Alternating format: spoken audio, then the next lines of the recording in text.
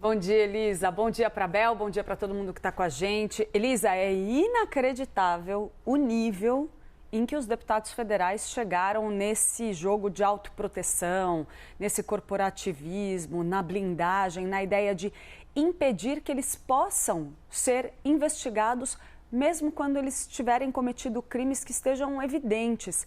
E a coisa, Elisa, nesse caso específico, ela extrapola o limite da razoabilidade num grau tão grande que nem mesmo o argumento central apresentado pelos parlamentares, que é um suposto abuso do Supremo Tribunal Federal, para em pé. Porque as medidas que foram aprovadas nessa proposta de emenda à Constituição, elas avançam, inclusive, para a área civil, elas impedem que órgãos que estão conduzindo atualmente investigações, processos que estão em andamento, possam, por exemplo, emitir medidas cautelares contra deputados, sem que os seus pares tenham que ir lá botar um aval ali, assinar embaixo. E a gente sabe como opera o Congresso, a gente sabe como funciona esse jogo de hoje é você, amanhã sou eu, então deixa eu te proteger.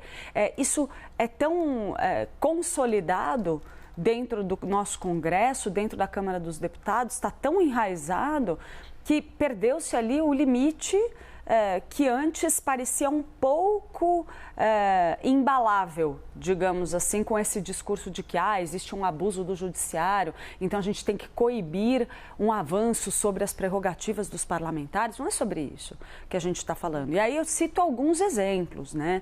Primeiro, essa questão que eu estava falando para vocês sobre como essa PEC avança para a área civil, para investigações de improbidade que estejam sendo conduzidas, por exemplo, a respeito de emendas parlamentares. Por exemplo, grandes operações que a gente viu nos últimos tempos atentando para irregularidades evidentes, gritantes, flagrantes no uso de dinheiro público. É disso que a gente está falando. Grave. Uso indevido de dinheiro público. Grave. Tá? Essas investigações já seriam ali estancadas por essa proposta de emenda à Constituição. Agora, olha para um outro elemento, o grau de casuísmo, o grau de oportunismo.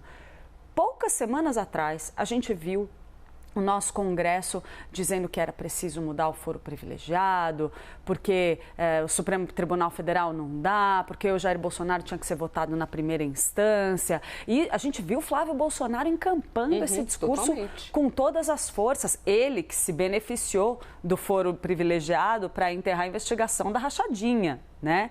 Mas, enfim, vimos isso. Aí agora a gente tem uma proposta de emenda à Constituição que aprova o foro privilegiado para presidentes de partidos que não tenham mandatos. Então, vamos pegar, por exemplo, Valdemar Costa Neto, né, presidente do PL, partido do ex-presidente da República, passa a ter foro privilegiado. E aí todos os processos que correm contra parlamentares, deputados na primeira instância, porque também não há uma regra de transição, não é que é uma coisa que vai valer lá na frente, não, pode já valer agora.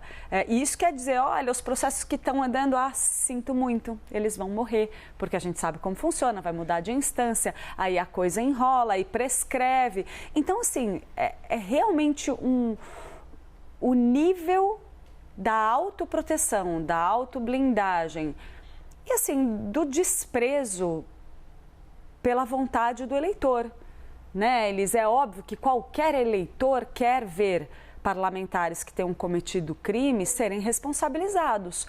Essa proposta de emenda à Constituição, ela dificulta isso. Em alguns casos, ela torna extremamente difícil a atuação dos órgãos de investigação e dos órgãos do judiciário. Então, assim, é realmente algo que demonstra o quanto já se perdeu, inclusive, a preocupação com o impacto que isso pode ter junto à opinião pública. Vale mais o retorno que isso pode dar para os parlamentares. E aí, só um último adendo assim, que eu colocaria para o caso do PT, acrescentando aí a análise que a nossa Isabel Mega já fez para a gente. A gente viu ali um PT envergonhado, mas sem conseguir resistir a botar o dedinho, porque 12 parlamentares não é pouco. 12 votos não é pouco. É bastante, é algo que pode fazer diferença. Por exemplo, no momento de quórum baixo, como a gente viu acontecer em relação a essa votação secreta, em tese, 12 votos poderiam fazer diferença. Mas a gente vê um PT que, mesmo com vergonha de fazer isso junto ao seu eleitor, alguns parlamentares resistiram mas outros falaram, bom, paciência, vamos preservar, porque hoje é um amiguinho, amanhã pode ser eu.